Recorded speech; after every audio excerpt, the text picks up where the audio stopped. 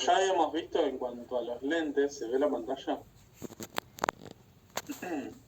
Sí. Básicamente habíamos dividido o clasificado los lentes en angulares, estándares y teleobjetivos, ¿no? Bueno. Vamos a ver que esto, vamos a ver un concepto que se llama profundidad de campo. No sé si lo han escuchado alguna vez o algo, si alguien ha escuchado este concepto. Sí, profe. Bueno, generalmente si alguien ha estudiado fotografía o algo, ha escuchado hablar de esto. Pero bueno, la profundidad de campo básicamente es el área nítida de las fotos. Es el área enfocada. Vamos a ver que de todas formas una foto puede ser que no sea nítida, pero por otras cuestiones, que por ejemplo por el fotógrafo o la fotógrafa que saque la foto movida, o por una falla de enfoque, por eso puede ser que no tenga nitidez una foto. Pero básicamente, en realidad, la nitidez es el área enfocada de una fotografía. El área enfocada, en realidad, vamos a ver, por ejemplo, en este caso, vean que acá tenemos enfoque, vean en este ejemplo que vemos acá, tenemos enfoque sobre la modelo, ¿no? Esta es el área enfocada. En fotografía el enfoque es una distancia, básicamente, porque si acá tenemos, por ejemplo, la modelo está enfocada y si la modelo da un paso hacia atrás o un paso hacia adelante y yo no modifico el enfoque, va a estar desenfocada, porque en realidad lo que enfocamos es una distancia, estamos enfocando a una distancia determinada. Y eso es lo que básicamente es la profundidad de campo, es una distancia, por eso se llama profundidad, porque es una distancia que se puede medir. Yo quiero que esto ustedes lo sepan como concepto de qué cuestiones afectan a la profundidad de campo o al área enfocada, ¿no? Por ejemplo, acá estamos con hábitat, ¿no? Teníamos gente de hábitat industrial. Bueno, en este caso, en cuanto a hábitat industrial, es muy importante el enfoque. Ahora vamos a ver por qué. Porque son fotografías tanto de objetos como de estructuras o de emplazamientos, ¿no? Y necesitamos ver toda la información. ¿Se acuerdan? Lo mismo que pasa con luz dura, que cuando tenemos una sombra muy marcada no tenemos información porque se está tapando algo, hay algo que está muy oscuro, entonces tengo pérdida de información. En cuanto a la profundidad de campo también pasa lo mismo. Si yo tengo, por ejemplo, un objeto, ya sea, supongamos, no sé, este termo y un mate, y los tengo a distancias diferentes, y no sé, yo estoy vendiendo termos, hice este diseño de este termo y saco la foto y por ejemplo enfoco al mate y el termo me va a salir borroso. O no sé, es un objeto muy largo y enfoco una parte del objeto y el resto me sale borroso. Entonces hay pérdida de nitidez, hay pérdida de información, pérdida de definición. Entonces por esas cuestiones hay que tener en cuenta lo que es la profundidad de campo. Porque es muy común caer en el desenfoque, ¿no? En tratar porque la foto desenfocada se ve linda o con poca profundidad de campo, mejor dicho, no desenfocada. Pero vean, este efecto es como muy común. Ahora también se busca mucho con el tema se nota mucho con el tema de los celulares, las redes sociales, todos buscan esto. Los celulares traen, creo que un filtro, no sé si una aplicación, un filtro, que te desenfoca el fondo. Entonces, bueno, está pues ese fondo que no me gusta, que no es agradable. Entonces, crean un desenfoque virtual, no es un desenfoque real. Y bueno, entonces lo que estábamos acá, la profundidad de campo es el área enfocada, ¿no? Es una distancia. Y se relaciona un poco con algunos factores que estuvimos viendo ya antes, que ahora vamos a repasarlos. Y también nos va a ayudar un poco a entender, a seguir entendiendo cómo se comportan las distintas focales que estuvimos viendo antes, las distancias focales. Cómo estas distancias focales afectan a la profundidad de campo. Además se relaciona también con el uso que tiene cada lente. O sea, le dan como un uso específico por determinadas cuestiones relacionadas con esto, con la profundidad de campo. Bueno. Como ya habíamos mencionado antes, dividimos los lentes en angulares, normales y teleobjetivos. Los angulares eran los que tenían la visión muy amplia, esas fotos deformadas, que captaban mucha escena, mucho entorno, que yo les había encargado que busquen ejemplos, después vamos a ver si llegamos. Y después teníamos, bueno, los lentes normales y después los teleobjetivos, que me dan como una visión ampliada, ¿no? Bueno, estas focales afectan a la profundidad de campo. Cada lente tiene por sus determinadas características físicas, en realidad, de cómo se comporta la luz,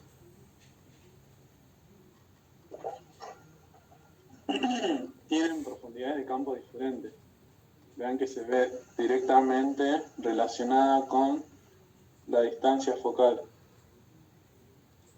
Por ejemplo, los gran angulares, vamos a arrancar al revés de cómo están colocados acá, que son los primeros que vimos en la clasificación. Los gran angulares eran esos que daban esa visión como muy ampliada. Acá tenemos el esquemita del ciervito. Y vemos que el área enfocada es muy amplia, ¿no? Tenemos mucha distancia de enfoque. Bien, acá vamos a ver los ejemplos y vamos a tratar de analizarlos y ver si realmente es así, ¿no? Vemos acá que tenemos mucho enfoque, ¿no? Tenemos mucha nitidez. Esa es la profundidad de campo. Tenemos mucha profundidad de campo, mucha nitidez en toda la foto. Tenemos desde lo que está más cercano, vean acá, hasta lo que está más lejano. Todo está enfocado, ¿no? Todo está nítido. Acá pasa lo mismo. Y acá pasa lo mismo también, ¿no? En todas las fotos hay mucha nitidez desde 1 metro hasta, no sé, 1000 metros, 2000. Hay mucha distancia de enfoque, ¿no? Está todo con mucha nitidez, mucha profundidad de campo. Entonces, ¿a qué vamos? Estos eran los lentes que habíamos recomendado para utilizar en arquitectura, por ejemplo. Entonces, ¿qué va a pasar ahí? Voy a tener mucha información y va a estar toda nítida, toda enfocada, voy a tener todo como se debería, ¿no?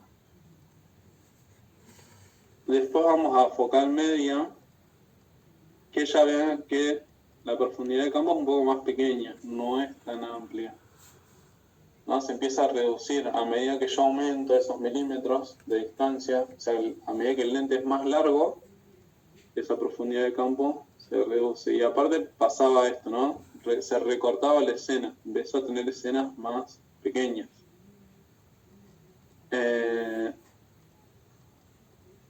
Y después tenemos los teleobjetivos. Que los teleobjetivos me dan una profundidad de campo más pequeña, más cortita. Eso, tengo mucha menos distancia de enfoque. Y bien, acá, bueno, tenemos eso, una escena más recortada todavía.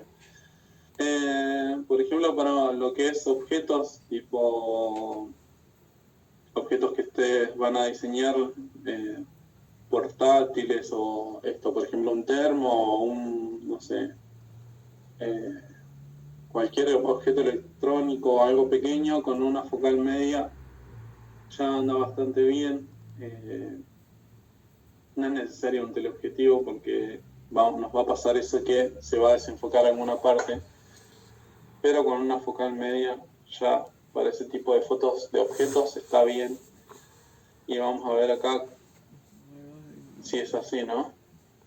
En los ejemplos vamos a ver que esto es lo que más se utiliza, por ejemplo, en indumentaria o en fotografía de objetos. Tenemos una focal media y vean que tenemos todo bastante enfocado. Ay, perdón. Y ven este recurso, vieron que eso, estuvimos viendo que en redes sociales hay mucha fotografía de objetos tomadas en cenital, ¿no? Desde arriba, desde una mesa, colocadas en una mesa y tomadas desde arriba o en el piso y tomadas las fotos desde arriba, en contrapicado.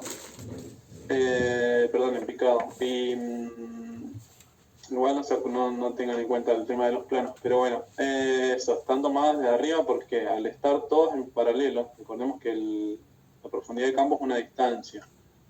Entonces, al colocarlas todos los objetos en paralelo, voy a tenerlos todos nítidos, todos enfocados. Porque yo, si empiezo a escalonar los objetos, pongo uno más atrás, uno más adelante, voy a tener esa falta de nitidez en alguno. Entonces, este es un buen recurso para mantener un enfoque constante, ¿no? Y acá, bueno, vemos lo mismo que estuvimos viendo la otra vez, cómo se proyecta la sombra. Y acá vean también esto, por ejemplo, si utilizáramos este tipo de lentes, un teleobjetivo, que vean que se enfoca mucho el fondo. Si utilizáramos un teleobjetivo para sacar esta foto de esta silla, quizás, bueno, supongamos, si enfocamos la pata, ya la pata de atrás estaría un poco desenfocada.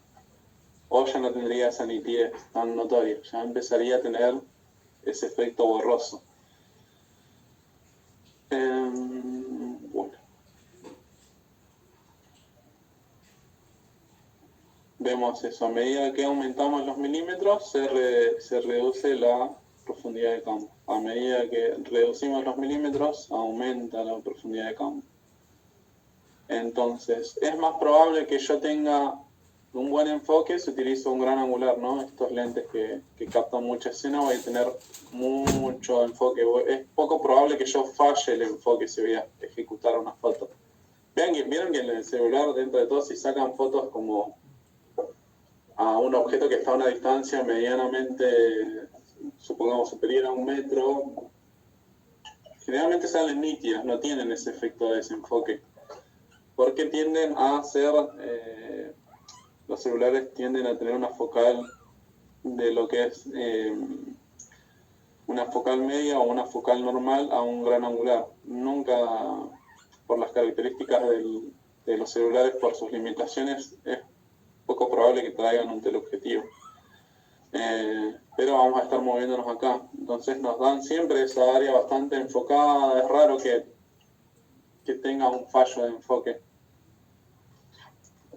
O no es tan notorio, por ejemplo. En cambio, si un fotógrafo falla un enfoque con un teleobjetivo, es muy notorio. O sea,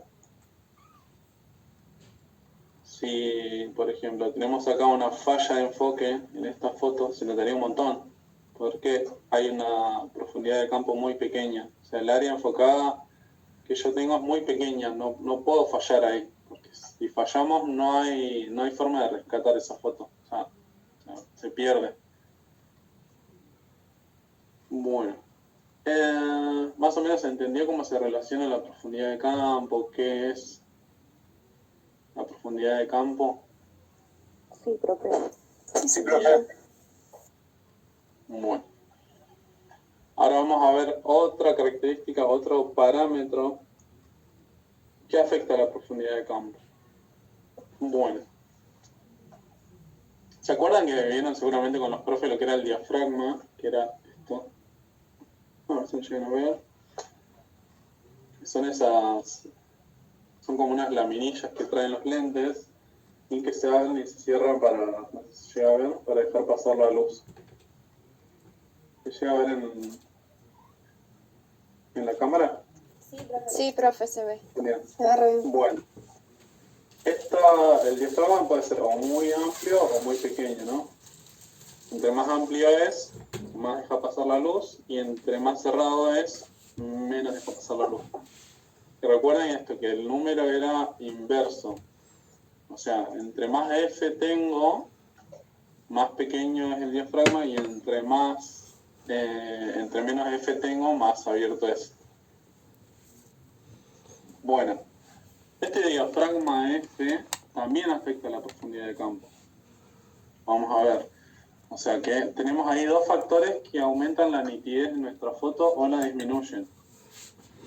En nuestro caso recordemos que ustedes como, por las características de su disciplina, van a necesitar mucho enfoque. Van a tratar de buscar bastante nitidez en toda la foto. Algo en el fondo, pero por lo menos en el objeto o en el emplazamiento traten de buscar mucha nitidez siempre. Bueno. Vamos de vuelta. Por regla general, entre más abierto sea el diafragma, menor profundidad de campo me da. A medida que yo voy cerrando ese diafragma, empieza a aumentar la profundidad de campo. Entonces esto es un recurso también para tratar de ganar un poco más de enfoque. Siempre tengo como, al menos a mí en mi caso, como fotógrafo, hay que tratar de lograr siempre un equilibrio entre determinadas condiciones. Por ejemplo, yo quiero que ingrese bastante luz, ¿no? Porque quiero tener una escena bastante luminosa, o al trabajar con un diafragma más abierto, esto me permite que los otros parámetros trabajen más relajados, por así decirlo. O sea, no voy a tener que subir tanto el ISO, que me va a producir, o sea, me va a ayudar a reducir el ruido, porque recordemos que si aumentamos el ISO tenemos ruido. Entonces yo si abro más el diafragma, voy a dejar entrar más luz y no voy a tener que aumentar tanto el ISO. Pero me va a producir esto, ¿no? Pérdida de profundidad de campo, que depende de la situación, puede que no lo quiera tanto, o que no quiero que sea tan marcada, ¿no? Si estoy buscando nitidez. Entonces voy a achicarlo un poquito más. Y vean esto, bueno, cuando lo cerramos mucho, vamos a ganar mucha profundidad de campo, pero vamos a perder mucha luz con esto. Si cerramos mucho el diafragma, empezamos a perder esa luz que hay en el ambiente. Y empiezo a forzar el resto de los parámetros, ¿no? Empiezo a tener velocidad de disparo más lentas porque de esa forma compenso la entrada de luz, ¿no? Expongo durante más tiempo la foto.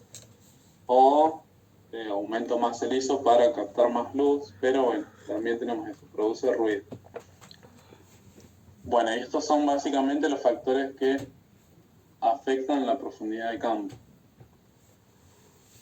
Y acá tenemos un ejemplito de cómo el diafragma afecta la profundidad de campo. Recordemos esto, el F entre más chiquito es, más abierto es el diafragma, y entre más alto empieza a ser el F, más empieza a cerrar. Por ejemplo, acá tenemos una profundidad de campo muy pequeñita. Y a medida que empezamos a cerrar el diafragma, se empieza a extender esa área enfocada. Ven que acá tenemos nitidez en el fondo con un F20, que serán unos 3-4 metros, y acá el área enfocada será de unos 30 centímetros, 40. Vean cómo va cambiando a medida que se cierra el diafragma. ¿Se entendió más o menos? Sí, profe. Genial. Bueno, vamos a ver estos ejemplos que habíamos visto la otra vez. Están por acá. Y vamos a tratar de ver si es cierto, ¿no? Bueno, acá tenemos lo mismo. Estos son tomas angulares y tenemos mucho enfoque casi en toda la foto, ¿no? Hay mucha nitidez. ¿Por qué? Porque es un lente angular. Tenemos mucha nitidez, mucha profundidad de campo. En este caso no podemos saber el F con el que se disparó, pero bueno, vamos a dejarlo pasar. Y acá otra vez lo mismo, lente angular, mucho nitidez en todos lados. Vean que hay enfoque en toda la escena. Lo mismo. Bueno, acá ya empieza a haber un poco de desenfoque en el fondo. Ya no hay tanta nitidez. A medida que reduzco eso, a medida que aumento la focal, perdón. Y acá pasa bueno, tenemos un teleobjetivo, que ya vieron que la escena es más recortada, esa era una de las características, y vemos eso, mucho desenfoque en el fondo. En estos casos es cuando tenemos que tener cuidado con el enfoque. Porque vean, esto es una distancia, vean que la modelo está a la misma distancia que la baranda, entonces esta baranda va a salir enfocada a esta distancia, ¿no? A tantos metros. Ya más atrás va a estar desenfocada. Vean que a medida que es un poco más amplia la escena, hay más nitidez.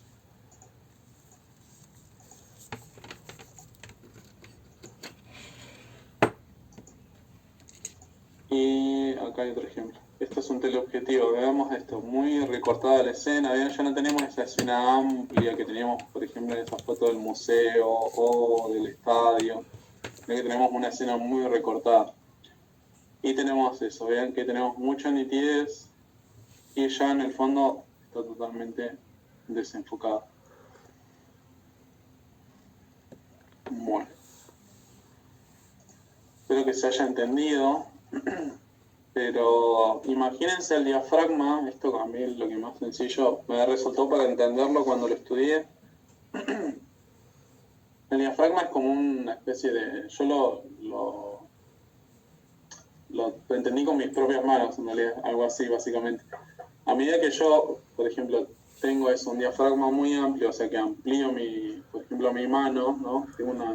Que hago esto, el área enfocada, es decir, por ejemplo, si tengo el termo acá, y hago este gesto, el área enfocada es esta, ¿no? Tengo una distancia bastante pequeña de enfoque.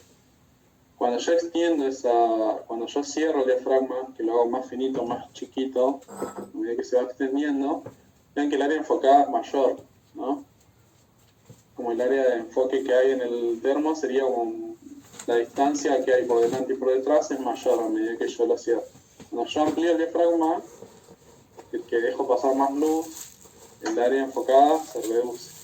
Cuando yo lo cierro y lo extiendo, el diafragma, se aumenta la profundidad de campo, es decir, que tengo más área nítida, pero bueno, tengo un poco de pérdida de luz, de luminosidad.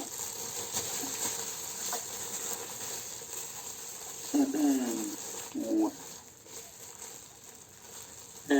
Este apunte ya estaba subido, así que si tienen alguna duda si tienen alguna duda respecto al material o algo, pueden mandar consultas al WhatsApp si tienen alguna consulta rápida. Por ahí va a ser más rápido a que yo les responda no sé, por mail o por Google. Bueno, seguimos.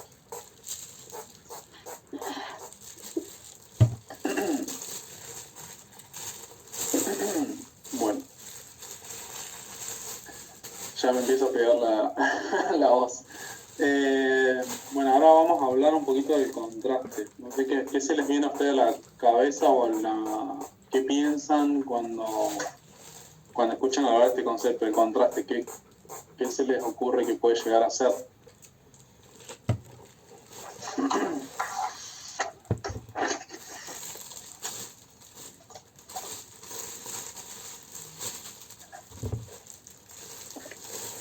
Como algo que choca. Claro. No genera eso, ¿no? Hay contrastes como son cosas que son opuestos o algo que están en oposición a otra, una cosa que está en oposición a otra. Eso es el contraste, ¿no? Como que nos imaginamos eso como extremos. Tenemos el blanco y el negro, la luz, la oscuridad. Eso se nos viene a la cabeza cuando pensamos un poco en contraste. Bueno, el contraste básicamente es lo que nos permite distinguir los objetos a nosotros, a nuestro cerebro. Porque hay un contraste supongamos, de una forma. Yo puedo definir una forma si veo que hay contraste con el fondo, ¿no? Si no hay contraste con el fondo o con el entorno, no puedo distinguir esas formas que hay. ¿Por qué no hay contraste? Entonces es como nuestro cerebro interpreta el ambiente o interpreta determinados objetos, elementos, como ya habíamos visto cuando vimos la visión, que el cerebro empieza a ver ciertos patrones, ¿no? Cuando hay ritmo, veo que hay ritmo, entonces ya veo objetos determinados. Cuando hay una línea, ya el objeto lo interpreta como el cerebro lo interpreta como una línea y ya lo ve definidamente, ya nuestro cerebro es como un filtro que empieza a analizar y a ver la realidad.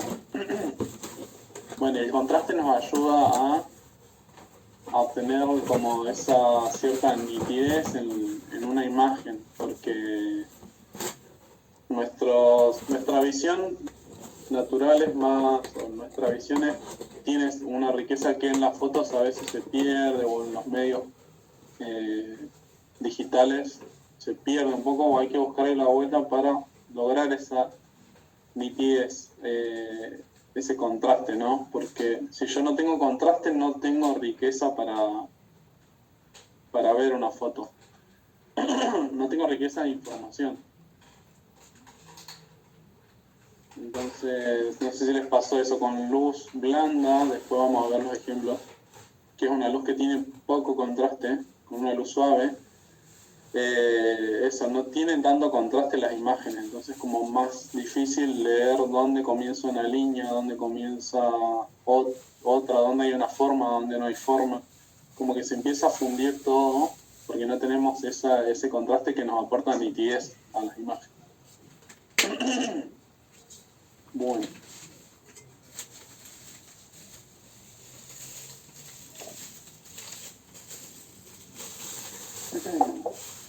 Bueno, hay contraste cuando una línea recta se cruza con una curva, cuando una forma es mayor a otra, cuando hay direcciones verticales en presencia de direcciones horizontales.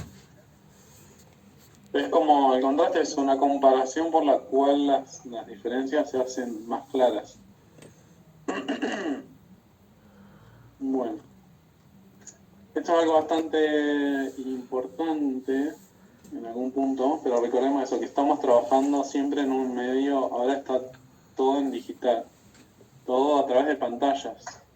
Y para que nosotros, nuestro cerebro, para lograr nuestra visión, para lograr esa nitidez o lograr percibir una diferencia de un elemento, tiene que haber cierta diferencia de luminosidad o de intensidad para que nosotros podamos percibir forma. Si yo tengo una imagen con poco contraste, no voy a lograr percibir esa forma. Nuestro cerebro, nuestra visión no puede determinar esa forma. Porque recordemos eso, que tenemos ciertas limitaciones, tanto visuales como de interpretación. Bueno, hay un umbral que es como un umbral de contraste, que si tenemos, por ejemplo, un color pleno, en este caso un gris pleno, que el gris pleno o el blanco pleno o el negro pleno son plenos porque no tienen invasiones de otros colores. No hay ni un poco de azul, ni un poco de rojo, ni de verde en estos grises, sino que son grises plenos, ¿no? En teoría, no hay colores que los afecten. Bueno, para que podamos llegar a percibir esa forma en un color pleno, para que podamos llegar a determinar una forma, tiene que haber una diferencia de luminosidad. Esa diferencia de luminosidad es como un umbral que es de un 0,03%, ya con eso ya podemos distinguir una diferencia, podemos distinguir una línea, ¿no? Podemos ver que hay un tono diferente, que hay una forma. Si esta diferencia fuera como muy gradual o muy, como vimos con la sombra, con la luz suave, si este cambio fuera como muy gradual, no lo notaríamos, porque no hay una diferencia, no hay ese contraste, ¿no? O si esta intensidad luminosa sería menor, la diferencia entre cada uno, no la notaríamos, o no notaríamos la forma. Quizás sí, en información está ahí, o sea, si analizara esta imagen con algún medidor podría determinarlo, pero visualmente no lo notaríamos. Claro, no es muy notorio. Claro, Entonces, a medida que aumenta esa diferencia, tenemos más contraste. Bueno, vamos a hablar un poquito de esto, de contraste, algunos tipos de contraste, como para ver cómo podemos llegar a utilizarlos en fotografía. Como ya vimos, el contraste de luz y sombra, que nos referimos a la diferencia entre las zonas de altas luces o la zona luminosa y la zona de sombras de una imagen. El contraste puede ser gradual o muy marcado, ¿no? Como eso, puede tener una transición muy abrupta entre la zona iluminada y la zona en sombra. Miren que hay un alto contraste. O una transición un poco más tenue o con un poco más de variantes, ¿no? Por ejemplo, acá en este caso no hay como contraste tan marcado como en el primero, pero de todas formas el contraste nos ayuda a percibir la forma, ¿no? Intuimos que estas son figuras humanas, que son humanos, que son personas, por el contraste que genera con las nubes, ¿no? Acá también tenemos lo mismo en el cielo, la forma. El contraste nos ayuda a eso, a determinar formas. Y después ya tenemos un contraste mucho más bajo, que vean que eso, el contraste nos ayuda a lograr nitidez en las fotos, porque vean que esta es como muy nítida, ¿no? Muy fuerte, la notamos mucho, esta y esta también, pero acá ya es como que es muy lavada la imagen, ¿no? Que es como que no tiene tanta riqueza visual, al no tener contraste, no haber esas zonas como oscuras y zonas más luminosas, tenemos como pérdida de interés por parte del observador. Ya no hay tanto para mirar, no hay tanta información. Después tenemos algunos tipos de contraste, por ejemplo, que pueden ser eso, figuras geométricas, líneas con formas orgánicas. Por ejemplo, acá tenemos estas líneas, todas líneas proyectadas por la sombra de la escalera. Esto de acá tenemos una luz dura. Ven también acá cómo se proyecta la sombra, bien definida. Y acá tenemos, bueno, eso, contraste con una figura de una persona con un niño. Y acá tenemos, por ejemplo, esto, el contraste de algo orgánico con algo inorgánico, con algo creado por el hombre. Además que tenemos también un poquito de contraste de color, que tenemos tonos cálidos y tenemos acá un neutro. Pero bueno, básicamente eso. Vean cómo se crea el contraste. Esa diferencia, ¿no? Líneas y algo orgánico, líneas también, y un contraste con una forma. Y después tenemos, bueno, el contraste de color. Seguramente esto lo han visto, no sé, ya lo vieron en dibujo, ¿no? Bueno, si el círculo cromático. Este es el círculo cromático clásico. Vamos a ver que hay distintos tipos de círculos cromáticos. Después, bueno, a medida que vayan avanzando van a ir viéndolo. Hay muchas cuestiones, por ejemplo, bueno, está el círculo cromático, el RGB, no sé si lo deben saber, que es para trabajar con colores luz, que son los colores de las pantallas, y después tenemos, bueno, este círculo cromático, que es el más clásico, que es el de pintura o el de dibujo, el de colores pigmento. Porque recordemos eso, primero vamos a crear el contraste en un medio real, que es donde se comportan estos colores, y después tenemos los medios luminosos o hay luz, por ejemplo, que ahí ya tenemos que tener en cuenta otro tipo de cuestiones, pero esto va más a lo que es gráfico, lo que son los colores luz, porque se trabajan con medios digitales o se crean a partir de mezcla de colores con luz, colores de las pantallas, ¿no? Pero bueno, acá vemos algunos ejemplos de lo que es contrastes logrados con oposición en el círculo cromático. Acá tenemos, Por ejemplo, podemos dividir el círculo cromático en dos y tenemos colores fríos por un lado y colores cálidos por el otro.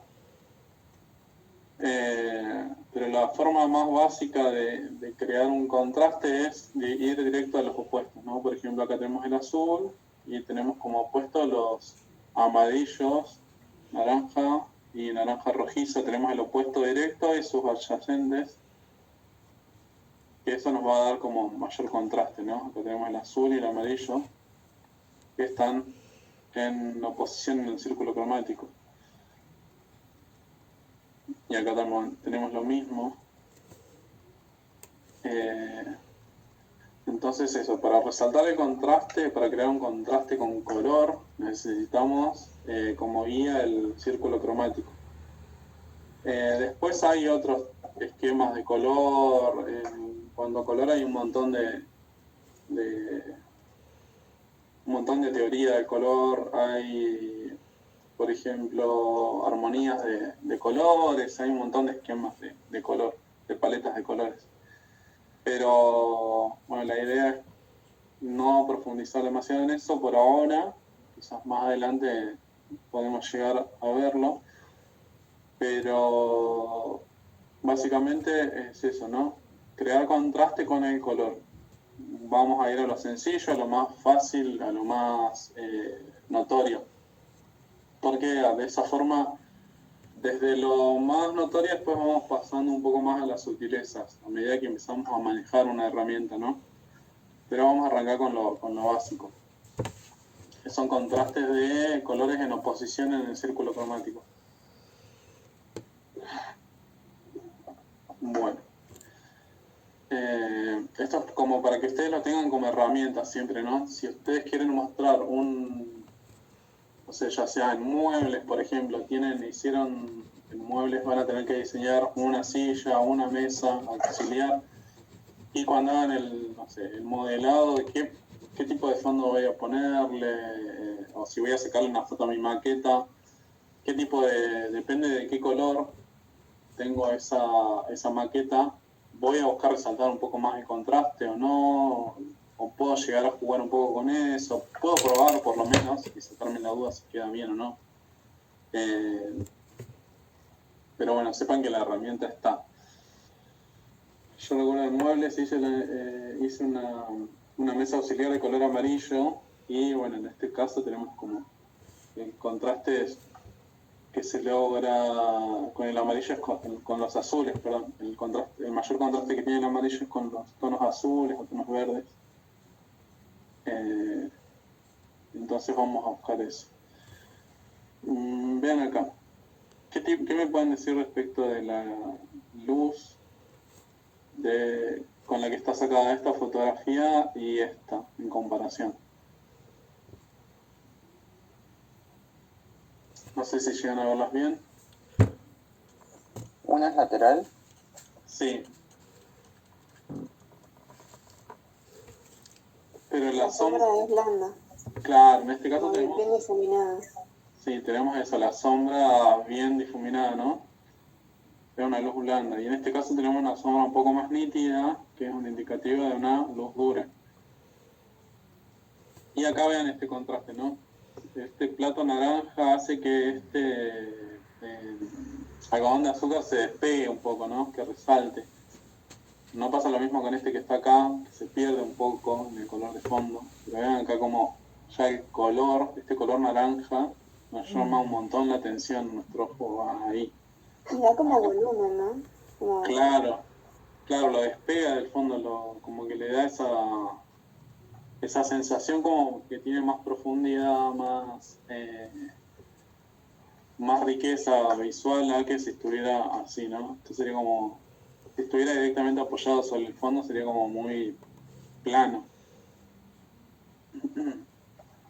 Vean eso, le da como eso, los despega del fondo, los trae como más adelante.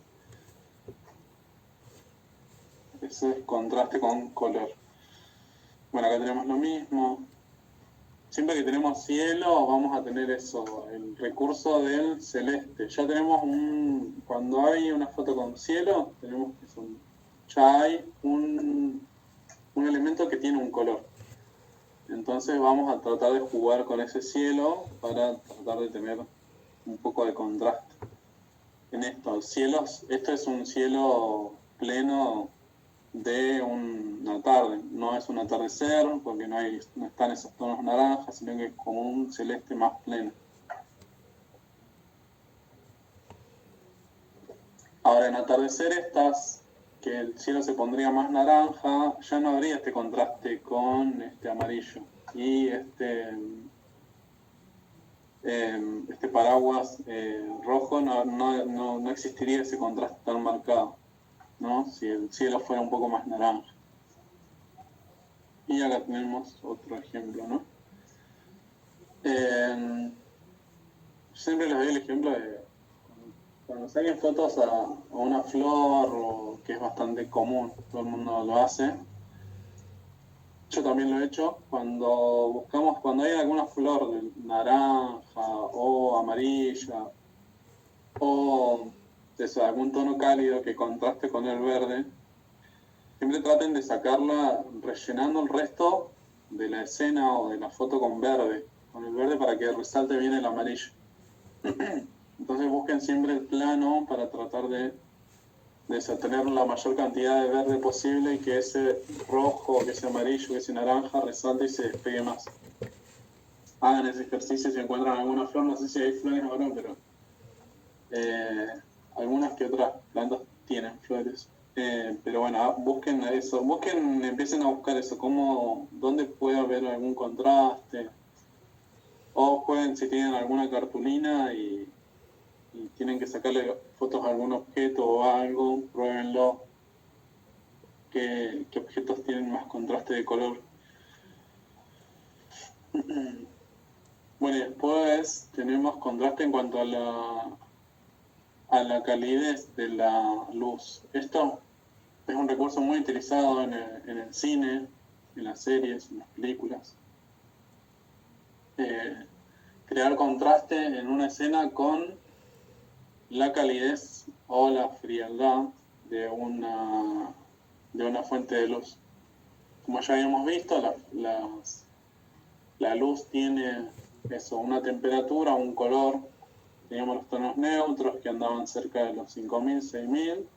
Después teníamos los tonos cálidos que tendían a los 1000, 2000, 3000. Y teníamos los tonos más fríos que tienen un pequeño tinte azul o azulado, que ya hablamos de arriba de los 8000, 7000. Bueno, vamos a ver ejemplos con luz natural. ¿Se acuerdan que las sombras tenían ese tono azul? Entonces, las sombras siempre van a tener un tono azulado. En este caso vean que las sombras de los edificios son azules y el cielo tenemos el naranja. Y acá lo mismo, tenemos la zona en sombra que tiende a los azules y la zona iluminada que tiende a los naranjas. Más en atardecer, ¿no? Se resalta más todavía. Bueno, y con luz artificial es un recurso, véanlo siempre que vean alguna serie, alguna película, algún tráiler, traten de identificarlo. Por ejemplo, acá tenemos contraste, por ejemplo, con la azul de la luz que entra por las ventanas. Puede ser que sea una cortina media azulada o celeste, y eso le da como ese tono frío. Y después tenemos las luces ambientales cálidas. Y después en este caso la modelo o la figura humana, vean que es un tono neutro. No es ni amarillo ni azul, es neutro. Entonces ese tono neutro nos ayuda a tener un tono de piel correcto, porque es el tono más natural, ¿no? No es casualidad que justo la luz, esa neutra, le esté dando en la cara. Sino de lo contrario, vean, si le da una luz azul, estaría tiñéndole el rostro con tonos fríos. Y si le diera una luz cálida, le teñiría el rostro con tonos cálidos, ¿no? Con amarillos, naranjas. Y acá tenemos otro ejemplo de una película creo que también de Joker. Pero acá tenemos ese recurso, ¿no? Tenemos todo en sombra, con esa sombra azul. con ese tono azul, y tenemos acá una luminaria naranja, que nos va a llevar la atención ahí, con ese contraste solo de luminosidad, de diferente temperatura de luz. Y acá tenemos otro ejemplo. Vean siempre eso, en el cine es bastante común, en las series también. Los tonos azulados en los fondos, tonos siempre azules en el fondo, y sobre los personajes se proyectan luces tendiendo a los naranjas o a los neutros, dependiendo siempre de la escena o de la película, pero es lo más común, ¿no? El frío en el fondo y el cálido sobre los personajes. También tenemos acá luz dura, que nos va a resaltar eso, las expresiones, va a hacer énfasis en eso, ¿no? En los sentimientos, en la expresión, en esa sensación un poco más profunda, ¿no? Para transmitir un sentimiento o una emoción. Más o menos entendía un poco. Ay, creo que mandaron algo al chat. Pero yo no... Ah, está bien, bueno. No hay problema, Carolina. Bueno. Véanlo esto cuando vean alguna serie, algún tráiler de película, traten de identificarlo, van a notarlo mucho. ¿Tienen alguna duda, alguna consulta más? A ver si... No, profe.